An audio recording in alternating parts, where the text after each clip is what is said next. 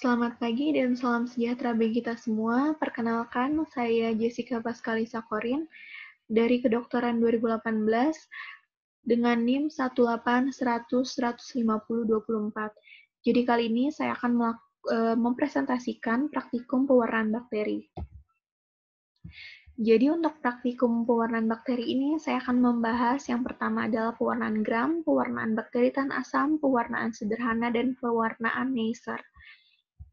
Jadi kalau untuk pewarnaan gram dan pewarnaan bakteri tan asam merupakan satu klasifikasi dari pewarnaan bakteri yang diferensial. Kemudian ada pewarnaan sederhana, dan untuk pewarnaan Neisser ini sendiri merupakan pewarnaan bakteri khusus. Nah, kita masuk ke pertama adalah pewarnaan bakteri. Pewarnaan bakteri itu apa? Jadi itu adalah suatu cara untuk mengetahui bentuk sekaligus mengidentifikasi dan berfungsi mengetahui sifat fisiologis dan mengetahui reaksi dinding sel bakteri terhadap serangkaian pengecatan. Kita masuk ke pewarnaan gram. Jadi untuk pewarnaan gram sendiri itu adalah bertujuan untuk melihat bentuk atau morfologi bakteri dan melihat reaksi atau sifat pewarnaan gram dari bakteri. Dan sifat kuman terhadap pewarnaan gram merupakan sifat yang penting untuk membantu suatu determinasi dari si bakteri itu sendiri. Jadi di sini kita bisa lihat ada gram. Di sini kita bisa lihat ada gram positif dan di sini ada gram negatif. Nah, gram positif sendiri dia punya ciri khas yang berwarna ungu ini, dan untuk gram negatif dia punya ciri khas berwarna merah. Perbedaan apa sih ya perbedaan di antara keduanya? Jadi yang membedakannya adalah si susunan tebal tipis dari peptidoglikan. Nah, jadi untuk si gram positif, dia cenderung mempunyai peptidoglikan sekitar 30 lapis, sehingga permeabilitasnya itu kurang. Jadi ketika kompleks dari si kristal violetnya itu masuk, nah, dia tidak dapat keluar, makanya dia terbentuk warna seperti ini. Dan yang membedakan dia dengan gram negatif bakteria ini sendiri, si gram negatif ini dia hanya punya lapisan peptidoglikan yang tipis, hanya sekitar 1-2 lapisan saja. Dan susunannya dinding selnya ini sendiri juga dia tidak kompak. Jadi ketika si kristal violetnya itu masuk, otomatis dia akan mudah terlepas. Kita bisa lihat di sini adalah alat-alat yang dibutuhkan, seperti ada pipet tetes, terus di sini ada slide atau objek glass, di sini ada mikroskop, dan di sini ada OC dan Bunsen. Terus untuk bahannya sendiri, jadi yang kita gunakan adalah cat gram. Jadi cat gram itu sendiri terdiri dari gram A, gram B, gram C, gram D. Jadi untuk yang pertama adalah gram A. Gram A itu yang pertama ini ada kristal violet. Dia digunakan sekitar 2 gram, baru ada etil alkohol 95%, sekitar 20 ml, ada amonium oksalat sekitar 0,8 gram, dan aquades itu digunakan 80 ml. Terus untuk gram yang B, atau biasanya kita sebut lugol atau gram modification, ini ada iodin 1 gram, terus penggunaan Ki 2 gram, lalu menggunakan aquades sekitar 300 ml. Terus ini gram C, jadi gram C ini larutan peluntur. Jadi untuk gram C ini ada alkohol 95%, dia digunakan 50 ml, dan aseton ini digunakan 50 ml juga. Lalu ada gram D ini adalah larutan safranin atau counterstain. Jadi dia ini safranin yang digunakan itu biasanya dia dalam alkohol 95%. Nah, biasanya digunakan 10 ml-nya, lalu ini aquades kita gunakan 100 ml. Kita lanjut, selain itu juga yang dibutuhkan adalah larutan air garam yang fisiologis, kemudian di sini ada oil immersion, baru di sini adalah biakan bakteri. Jadi sebelum kita memulai pewarnaan, yang perlu kita perhatikan adalah salah satunya adalah ini, teknik pengambilan biakan. Jadi untuk mengambil biakannya, jadi yang pertama adalah kita memegang si tabungnya itu sendiri. Kemudian kita mendekatkan mulut tabungnya ini ke bunsen yang menyala. Dengan tangan sebelahnya kita mencabut si tutupnya sumbatannya ini. Nah, kemudian kita lanjut ke tahap kedua, nanti OC itu dimasukkan, lalu kita mengambil biakannya secukupnya. Lalu kita lewatkan lagi di atas api untuk mensterilkannya, lalu kita tutup dengan sumbatan yang tadi kita pegang. Lalu setelah ini langsung kita taruh yang biakan yang ada di OC ini ke gelas objeknya. Lalu nanti OC-nya setelah itu langsung OC-nya dibakar di atas bunsennya ini untuk mematikan sisa-sisa bakteri yang masih tertinggal di OC ini. Lanjut, kita akan membahas yang ini, metode pewarnaan gram. Jadi untuk metode pewarnaan gramnya sendiri, yang pertama yang pasti kita akan mempersiapkan dari si gelas objeknya dulu. Kita bersihkan, terus kita pastikan kita lewatkan dulu di atas bunsen, biasanya 2-3 kali.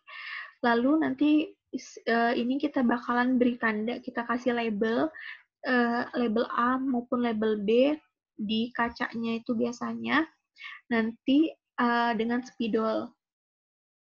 Lalu nanti kemudian biasanya di atas gelas objeknya itu di belakang gelas objeknya nanti dikasih kayak bulatan, itu sebagai area kita untuk meletakkan suspensi bakterinya. Nah, lalu nanti sudah kita letakkan seperti itu, kita biarkan dan kita teteskan air garam fisiologis di tengah si bulatan yang kita buat itu pada kaca yang A dan yang B.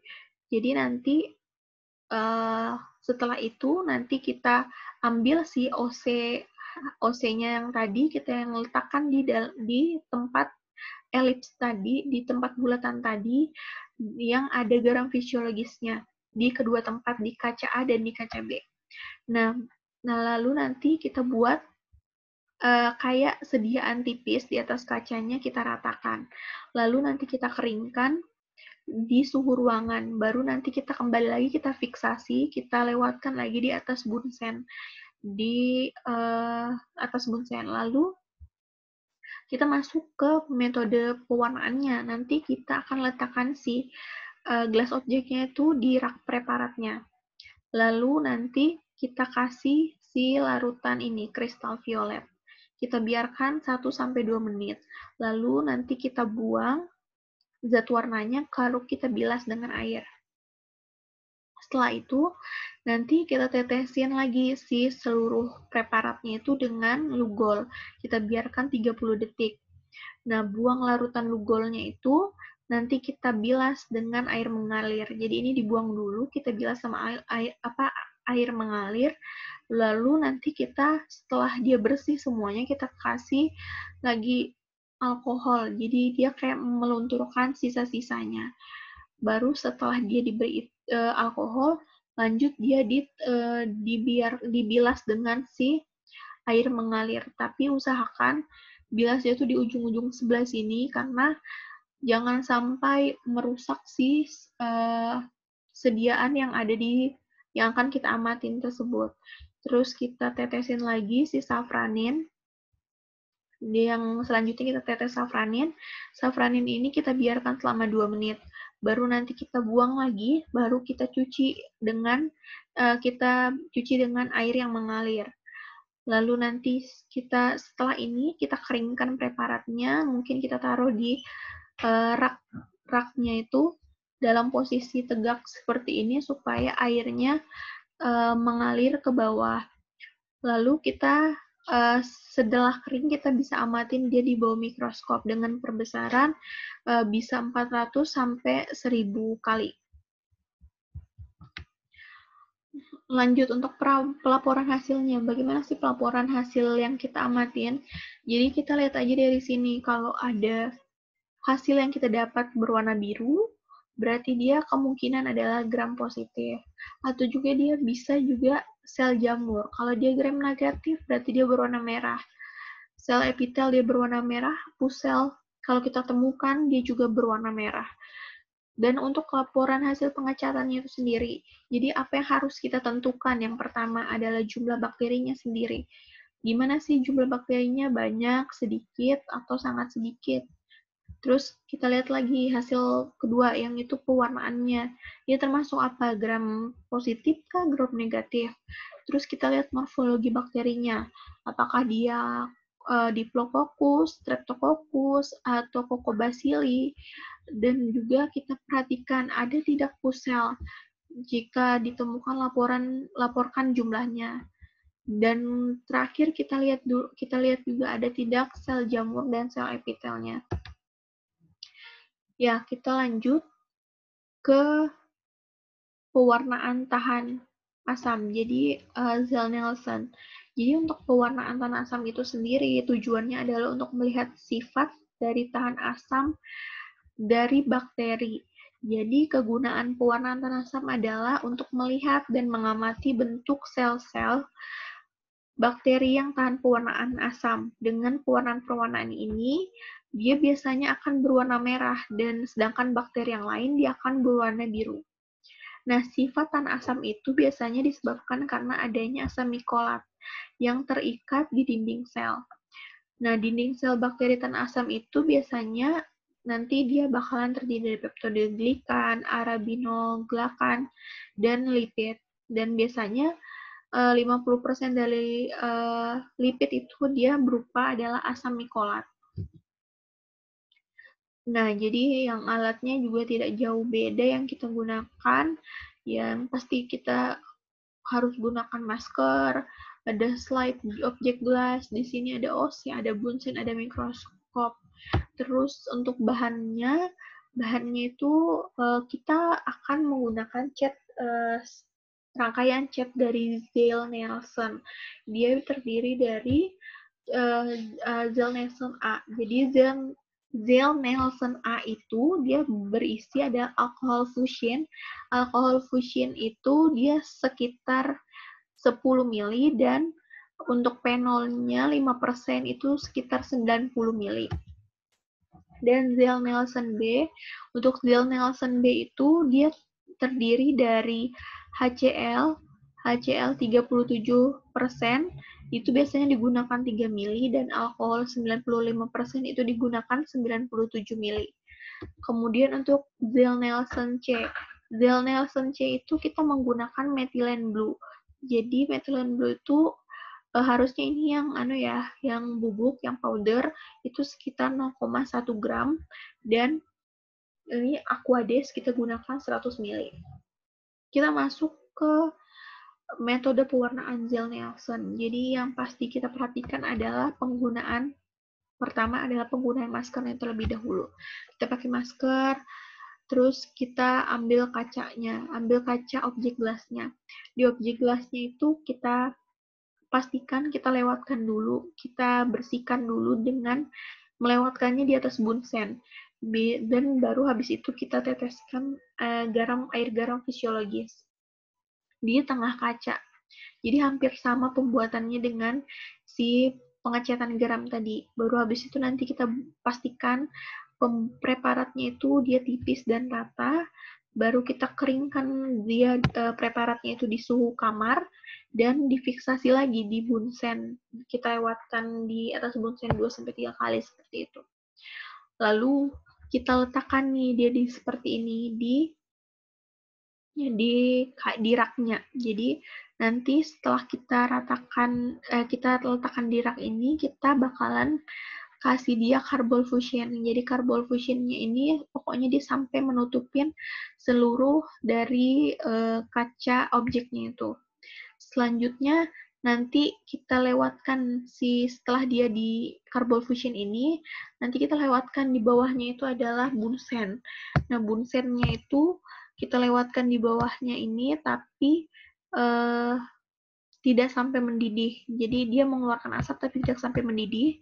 Kita sebanyak 3 kali dan kita biarkan setelah itu selama 5 menit.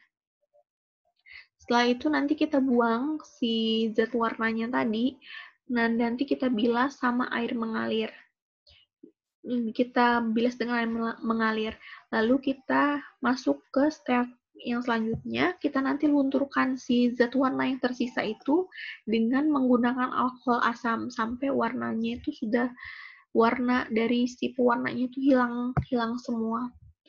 Baru nanti setelah itu kita cuci dengan air mengalir, baru nanti kita tuang lagi preparatnya dengan kita tutup lagi dengan methylene blue. Nah, methylene blue selama 30 detik, kita biarkan selama 30 detik.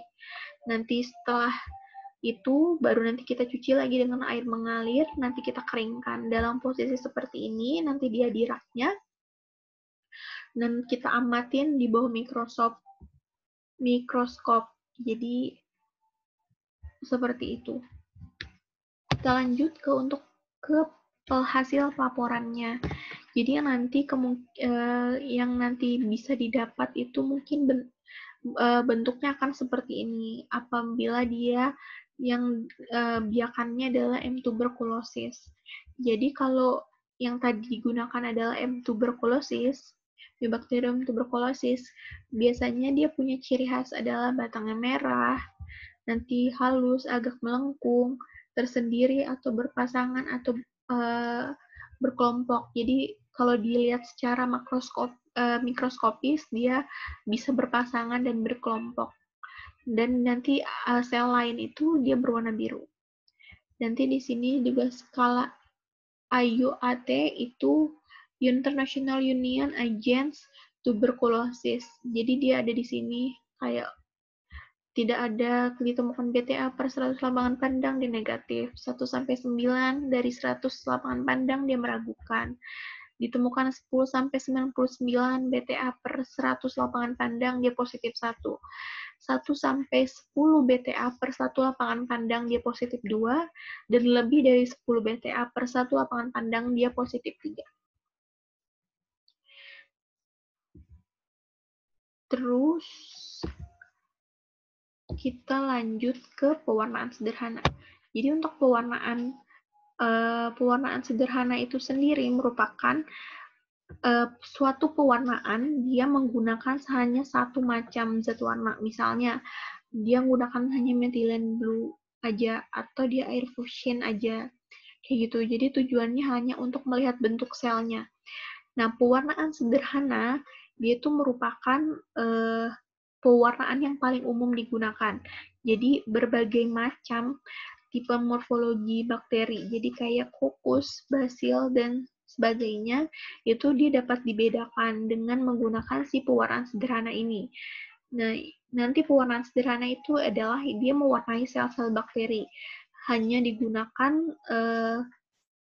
pewarnaannya hanya digunakan satu macam saja. Kebanyakan bakteri itu kayak mudah bereaksi dengan pewarnaan sederhana karena sitoplasmanya itu bersifat si basofilik tadi.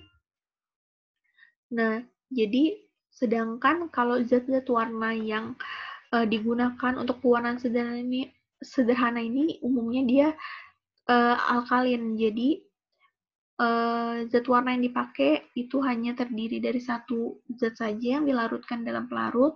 Nanti pewarnaan sederhana itu merupakan kayak satu cara yang cepat untuk melihat morfologi bakteri secara umum. Beberapa contoh zat pewarna yang banyak digunakan itu biasanya si methylene blue itu sama si ungu kristal sama fusion karbol. Seperti itu. Jadi alat-alatnya ya hampir mirip juga. Di sini ada raknya, ada botol untuk aquades, botol semprot. Lalu di sini ada gelas objeknya, di sini ada mikroskop, di sini ini kertas saring, di sini kapas, di sini OC, bunven, terus ini sediaan biakannya, lalu ini adalah pipet tetes. dan ini adalah bahannya. Jadi untuk bahannya itu sendiri, jadi di sini terdiri dari alkohol 95%. Kemudian ada Aquades. Kemudian di sini ada oil immersion, ada crystal violet, kemudian ada methylene blue sama silugol.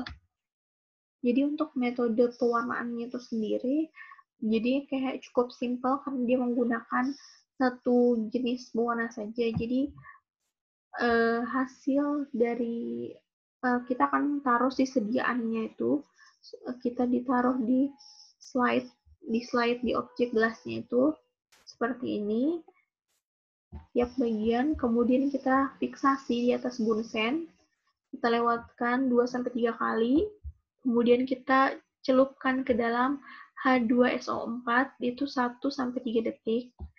Setelah dicelupkan itu, kita lakukan pembilasan dengan air suling atau Aquades. Setelah itu, nanti dia di sediaannya tadi itu, sampelnya itu ditetesin sama zat warna methylene blue, baru nanti kita diamkan selama 3 menit. Lanjut kita bilas lagi dengan Aquades, kita keringkan di atas kertas saringnya. Jadi baru nanti ditetesin sama minyak imersi, sama oil immersion tadi kita lakukan pengamatan di mikroskop dengan pembesaran 1000 kali atau dengan lensa objektif itu 100 kali. Lanjut kita ke pewarnaan Neisser. Jadi untuk pewarnaan Neisser itu biasanya digunakan untuk melihat granula dalam bakteri. Tapi biasanya dia ditujukan untuk pemeriksaan dari Diphtheriae, Diphtheriae. Jadi dia tuh kayak yang didapat dari sediaan langsung di tenggorokan. Nah, dia punya seperti Diphtheriae itu dia punya ciri khasnya itu adalah dia punya batang gramnya itu positif. Terus dia ada yang panjang, ada yang pendek juga. Terus dia polimorfi, tidak berspora, tidak berkapsul, bergranula, dan terletak biasanya di salah satu atau kedua di ujung badan bakteri. Nah, untuk pewarnaan Neisser sendiri, nanti biasanya dia di tubuh bakteri itu bakalan berwarna kuning atau coklat muda. Dan methylene blue-nya, crystal violet, sama chiroscoidin itu digunakan untuk mendeteksi si granula yang metakromatik. Nah, dan dia nanti akan diikat sama polar bodies. Nah, sehingga nanti bakalan terlihat kayak titik-titik yang warnanya itu gelap seperti itu. Nah, jadi kalau alatnya hampir sama aja dengan yang sebelum-sebelumnya. Jadi kita akan bahas yang di sini adalah bahannya. Dan untuk bahannya sendiri, pertama itu ada Neisser A. Jadi Neisser A itu dia tuh terdiri dari si methylene blue 0,1 gram, terus ini alkohol 95% 2 mili, asam asetat glasial itu 5 mili, sama si Aquades itu 95 mili. Dan cara pembuatannya, nanti si methylene blue itu dicampur sama alkohol 95%. Nah, dia ini digerus nanti di mortir, baru nanti hasilnya itu dicampur sama si asam asetat glasial yang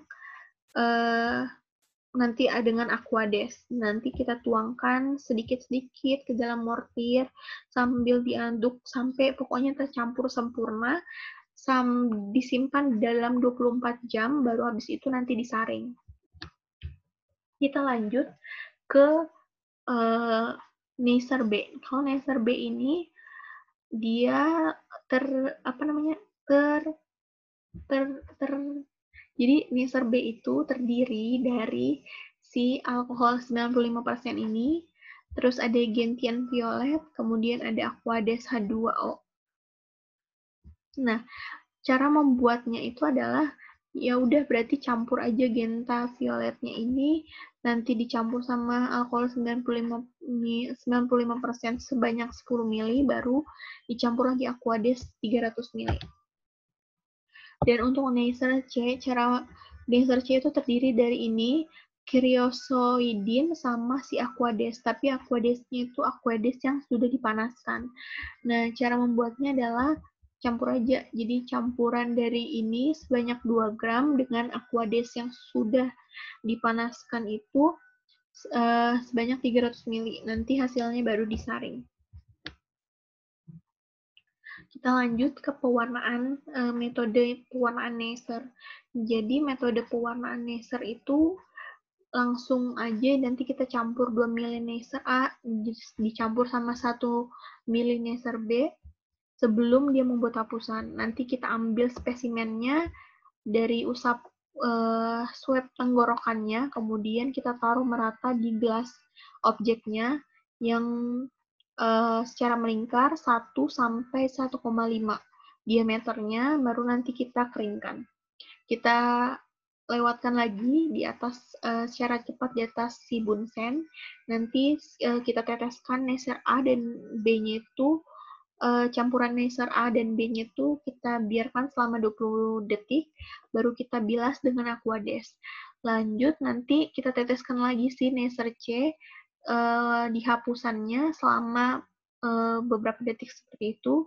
Nanti kita bilas dengan aquades, nanti kita anginkan sampai kering dan bisa kita gunakan untuk kita amati seperti itu. Nanti di hasil pelaporannya nanti kita bisa dapat gambaran seperti ini. Jadi kalau misalnya ini digunakan, misalnya kita amatin C. diphtheriae-nya ini, dia kemungkinan ini yang tadi saya jelaskan, dia punya badan bakterinya itu kuning sampai coklat muda, terus dia punya granula yang bintik yang tadi kehitaman bulat-bulat gelap itu. Biasanya dia di ujung bakteri dan dia berwarna coklat gelap. Cara pelaporannya hampir sama dengan yang sebelumnya, yang pasti kita amatin yang bentuknya, warnanya, susunan batangnya, terus granula, serta apakah ada bentuk seperti huruf Cina atau huruf VLT. Jadi itu melihat seperti ada huruf kayak gerombolan dari si granul-granul ini.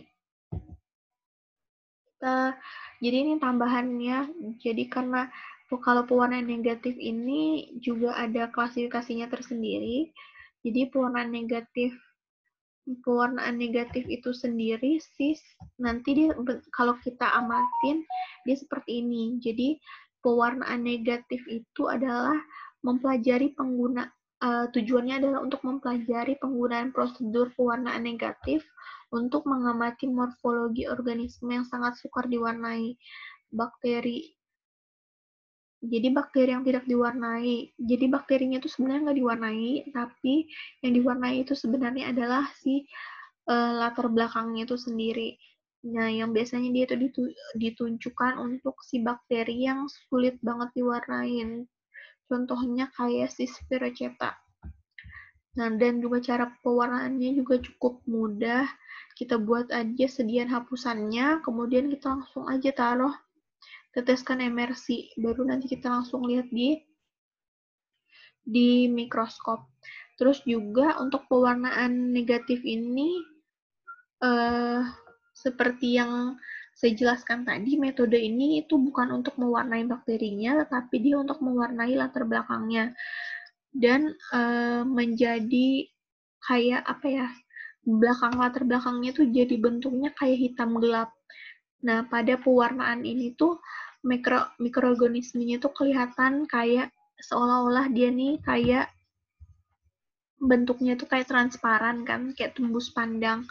Dan teknik ini biasanya berguna untuk menentukan morfologi sama ukuran selnya. Selain itu juga kayak pewarnaan ini dia tidak mengalami, jadi dia nggak perlu tidak mengalami pemanasan sama perlakuan yang keras. Dan makanya terjadi jadi kayak pewarnaan ini tuh tidak mengalami pemanasan atau perlakuan yang keras dengan bahan-bahan yang kimia, makanya dia tuh kayak penyusutan, dan salah satu bentuknya itu kayak diperoleh kayak bentuk sama penentuan selnya itu lebih mudah sama lebih tepat seperti itu. Terus metode ini biasanya juga dia tuh menggunakan cat nigrosin atau tinta Cina. Selain itu juga nanti si pewarna negatif itu juga memerlukan pakai pewarnaan asam. Dan dia selain tinta Cina tadi, dia pakai pewarnaan asam seperti kayak eosin sama nigrosin.